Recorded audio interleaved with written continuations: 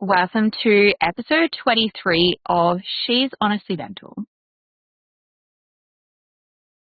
Every time I start one of these podcasts, I always sit in just this extreme gratitude of everybody that listens, that watches, that shares, that follows, that has been around since day dot from the moment I started sharing content. And I tell you what, I am honestly grateful more than anyone could ever imagine.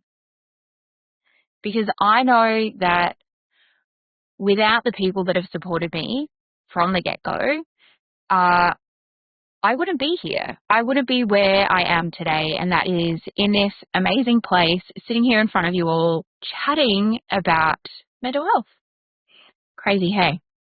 Like, it blows my mind that 6 years ago, I had just discharged from hospital for the second time, and I feel like I'm living my dream life.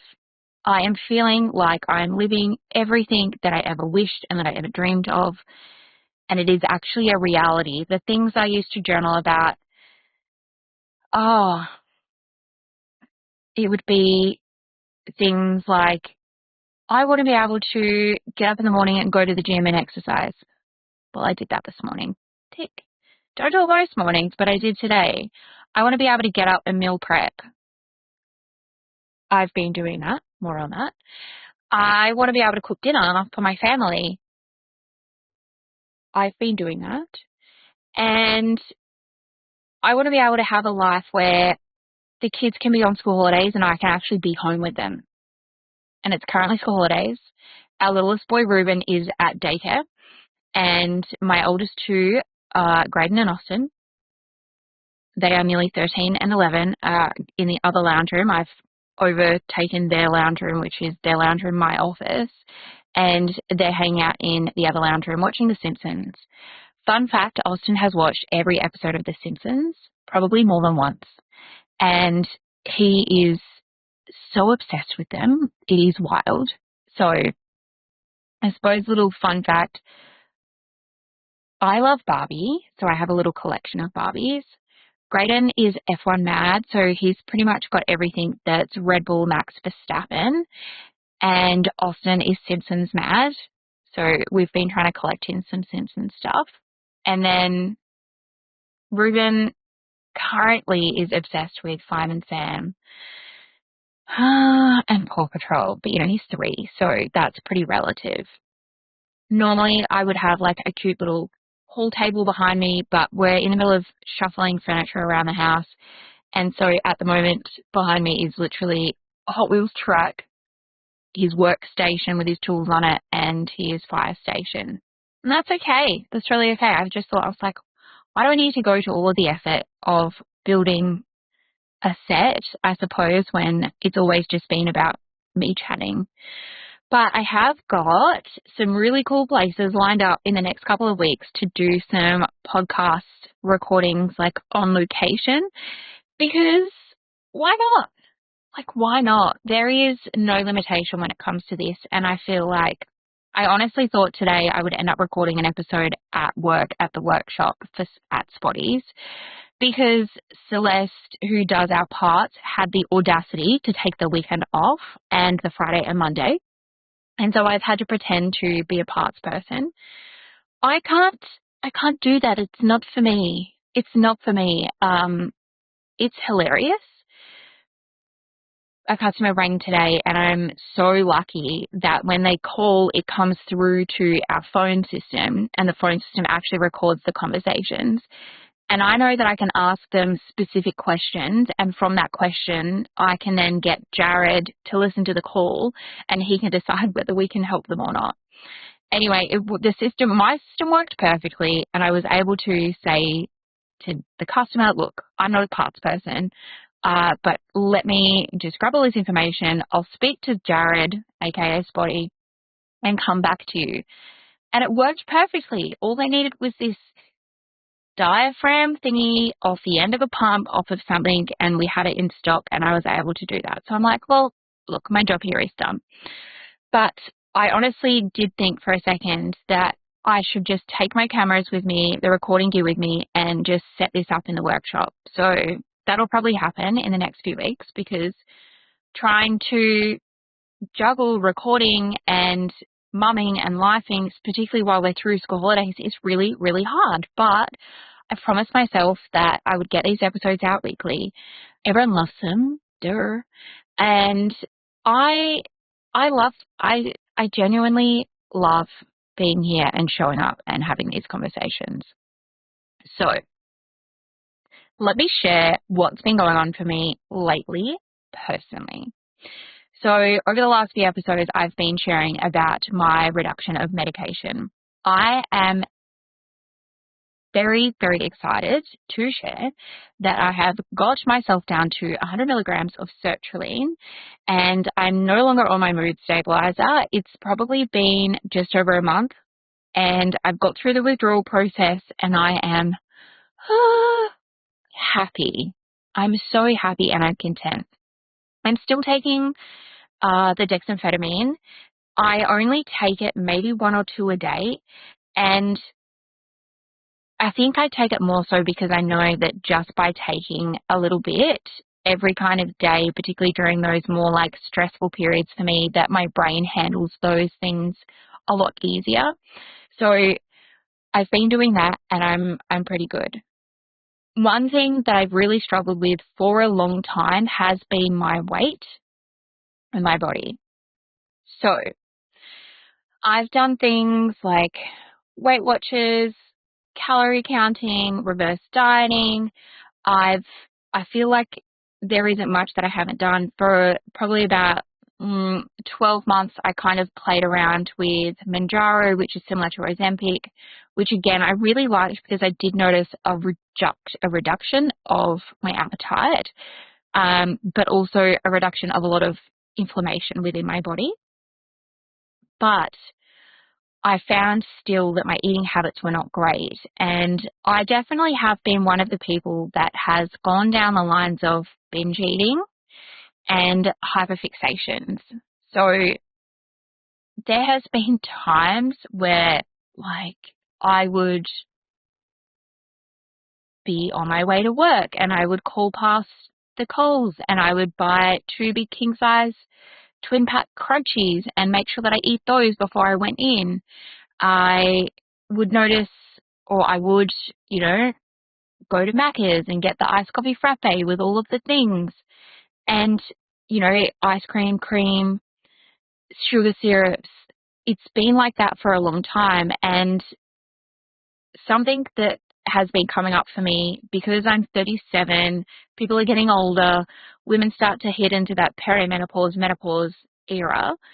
I wanted to try and make sure that, I'm like, enough is enough, really. Like, when is the point of, do you actually start to take some responsibility for this? And I'm very big on not playing the victim, because I know if I'm in that victim mentality, it's not helping me grow. So I wanted to step away from that. And when I was in Koh Samui for the Success School retreat, there was 2 guest speakers that came in. So the first day we had Chris Griffin, who's my podcast coach. Cool guy. You should follow him out on Instagram, more Chris Griffin. And he has a podcast called The Pocket. Pretty cool, pretty epic. For a little 24-year-old dude, he is very smart, and I'm grateful that I got to meet him. And then the other 2 guests that we had was Kitty and Craig. Now, Kitty and Craig have a business program called Win at Life and New Strength, and they talk about women 40 and over, perimenopause, menopause. It's all about this pro-metabolic approach. And I've been, and this is really big, if you don't know me, right, you would think, what the fuck, Karina? So this isn't just another fad diet or anything. This is, I am actually meal planning. I'm meal prepping. For the last 4 days, I've had the same food all day, day in, day out.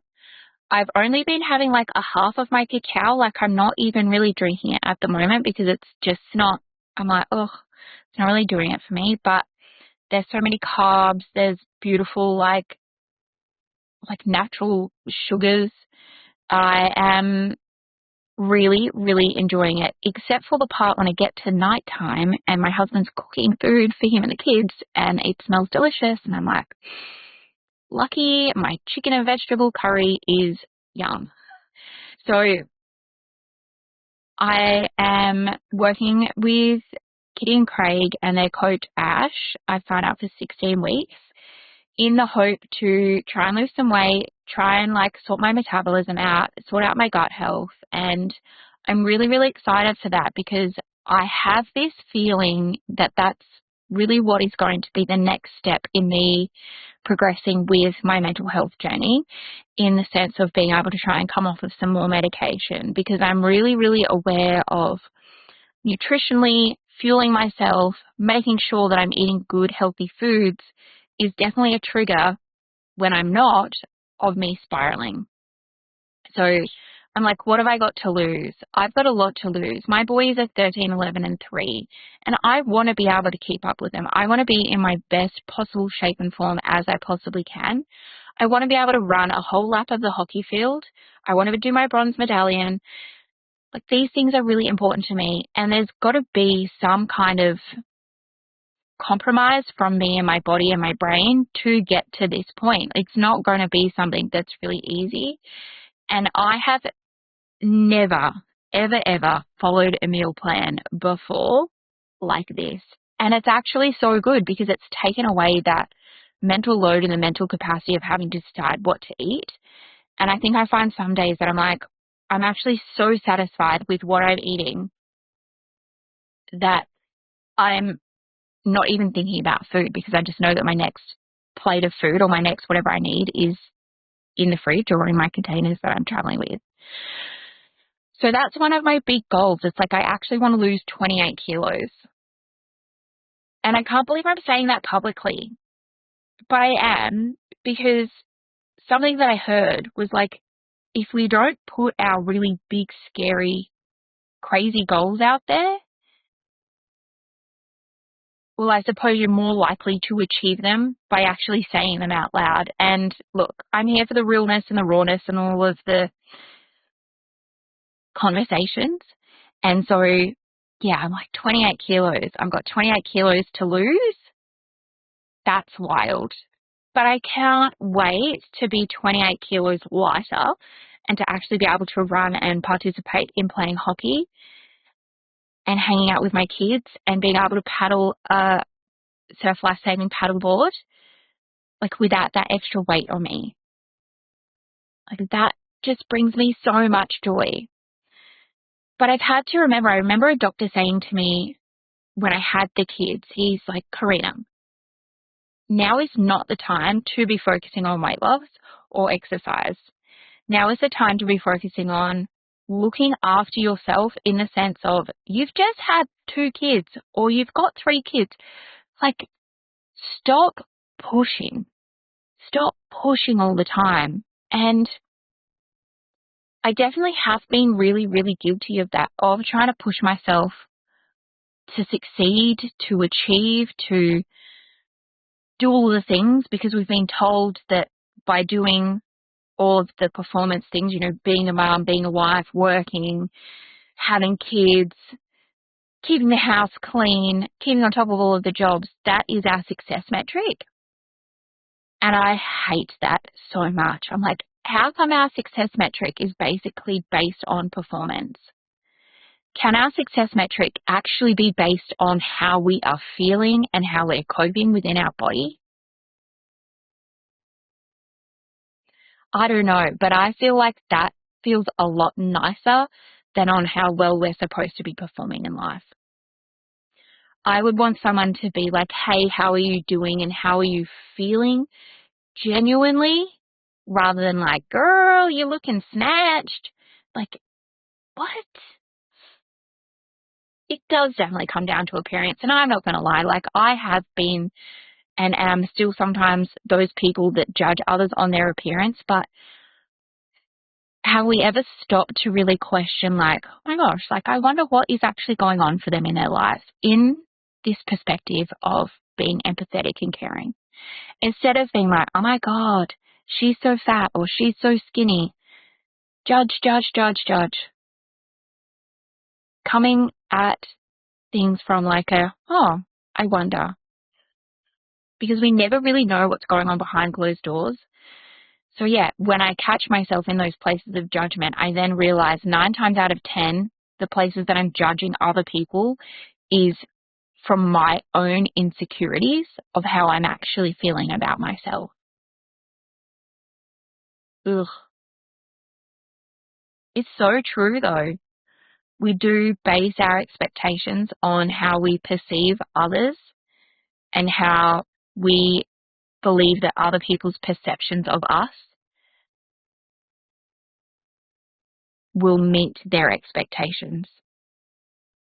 I don't even know if I can re-explain that, but it's a bit of a wild thought. Yeah, I'm excited. I'm really, really excited to see how I go. Like I say, I've got 14 days of having the same food every day for 14 days. That will set our baseline with my body's weight, with how I'm tracking, with how I'm measuring, with how my energy is. And it's funny because for the last couple of weeks on my Whoop band, I've been in the red or in the like low yellows. And the last 2 days, my Whoop has been sitting at 75 to 73%. So I'm in the green. And I think that's because I'm actually fueling myself. I'm actually nourishing my body with food and nutrition. Starting the day with Greek yogurt and fruit. Starting the day with like milk, like proper milk, not almond milk. Starting the day with this big bowl of like fruit, rice cakes, yogurt, raw honey, then milk and this like weird carrot salad. I still can't get my head around that, but we'll get there. Lunch, I've been doing potatoes and mince that I've seasoned with Parmesan cheese and butter. Yes. Afternoon tea is like grapes and then some more yogurt and banana and honey. And then dinner is just chicken, rice, vegetables. Dessert, though, homemade ice cream, made from scratch, made by me. And then a little 15-minute brownie, also made by me. But it's full of like sugar and like dark cacao. It's so good. It is so good. And so I get to the nighttime and I'm like, I'm actually satisfied. I am so satisfied. Yes, my husband's eaten a lovely steak. Yes, my husband's had some delicious chops. And yes, the kids have been snacking on some sausages. But like, I feel satisfied and I actually feel fueled. So I don't think I can really complain about that. So another couple of things that have been going on for me, and it's something that I wanted to be really, truly open and honest about, is I have invested a fair bit of money into the podcast. I really, really believe in this so passionately that I've sunk some money into this. I borrowed it from my dad. Thank you, Dad. Because having Chris as my coach has been invaluable. He's helping review my content, the podcast, making sure that I've got it all set up really well so that I can make the most of it. And then secondly, I'm working with this beautiful Kate from, she's called the Launch Queen, and we are building our first official She's Honestly Mental community. And it is my goal and my dream to have this online community that women are a part of. It is a paid community. But the point of it is to be able to have a space where we can be together, we're like-minded women, we're all going through the same things or similar things, we're all in this place of wanting to support others, to talk honestly about mental health, and to kind of just feel really safe. There is so many women out there at the moment that are getting diagnosed with ADHD, and you've spent your whole childhood or your whole early years thinking, what the fuck is wrong with me? And then all of a sudden someone goes, oh yeah, by the way, you've got ADHD. And you're thinking, what? I definitely went through a grieving process when I was diagnosed. Definitely went through a grieving process, particularly because I didn't finish school. I left school in year 11. I went and worked at the local travel agents, and I did a traineeship there. I remember taking home a whole $252 a week. What the heck? And it really just, this net makes me so nervous. I have just realized that the sound hasn't been recording. Ah! What the heck? I don't want to do that. Okay. Chris has promised me that if the sound stops or doesn't record, that we can make this work. But I'm just conscious that I'm like 20 minutes into the podcast. Ah!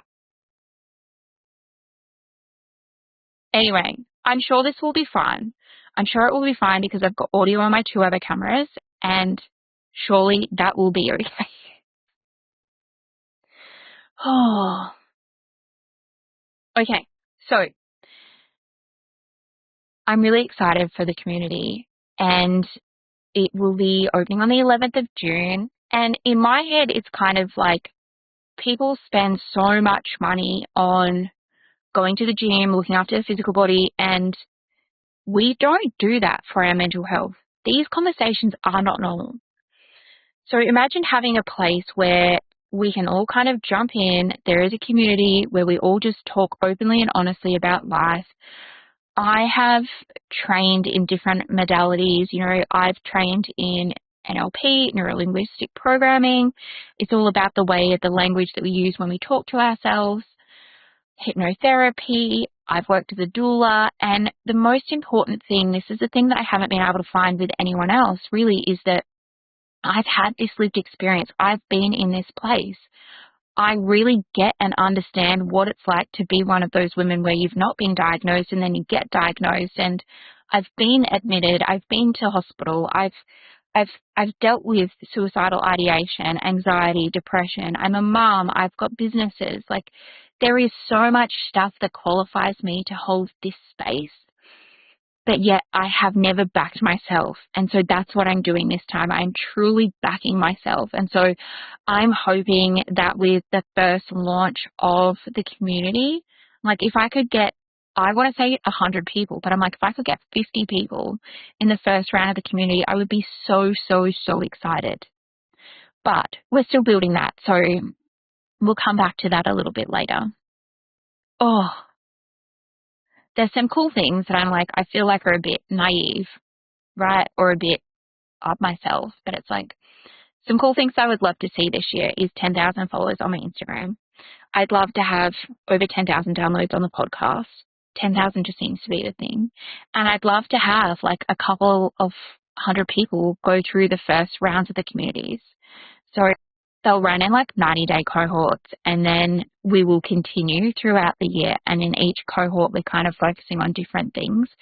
So we build tools, we get techniques that help us with coping, and just build those strategies so that people are actually getting kind of tangible things that they can use to help with life. Like for me, there has been so many different tools and techniques that I've learned that have been able to help me with my mental health, that without them, without having that toolbox and without having that toolkit, I wouldn't be where I am today without going through those processes. And like when I went to the doctors the couple of weeks ago, and the doctor said to me, "Oh, Karina, just give yourself permission to go back on that medication." I was like, no, I have come so far. Like, I don't know whether what I'm doing actually works if I'm still doing the same thing. Like if I'm still on that medication, yes, I definitely needed it 2 years ago. Absolutely. I was not coping. I wasn't sleeping. I wasn't eating. Like I just wasn't functioning. So I knew I needed something to support me. But now I'm a month out from having taken that medication for the last time. And I'm now in this place where I'm like, do I need a mood stabilizer? No, I don't. But also, there is so much I find where I'm thinking throughout the day, just noticing where my head's at, where my body's at, what I'm feeling, what I'm frustrated with, what I'm satisfied with, to knowing and understanding that it's actually normal to have these fluctuations. But I have a friend at the moment who's really deep in the darkness, and she's crying every day for most of the day. And that is not normal. That is not okay. That is definitely a sign that you need more support. But the problem is trying to get support for her has been so hard.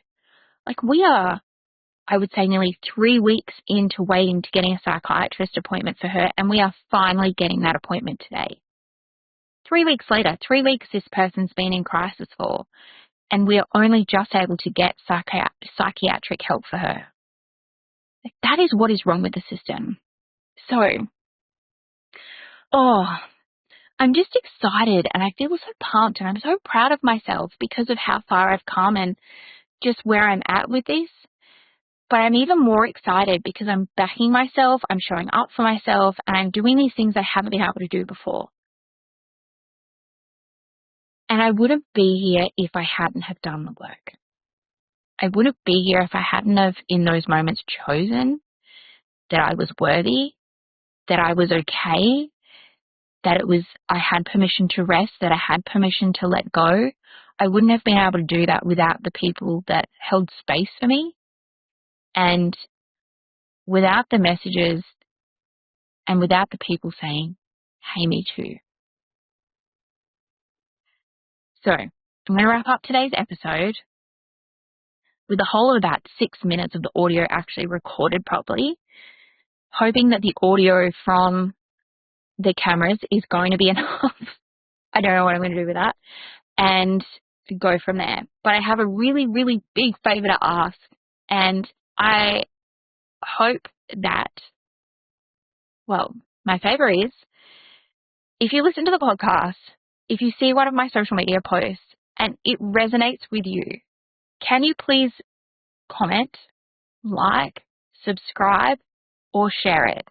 Because the more we engage with these posts, the more that we engage with things that are in aligned with us, and not even just my content, but anyone's content, the more we're able to spread this messaging throughout the world. And I think in a world where there is so much shit news all the time, we want to be sharing the things that really resonate and feel true to us, which kind of is funny because I've had people say to me in the past that they don't like or comment or even follow me on social media, even though they agree with what I'm saying, because they're too scared of the judgment from other people.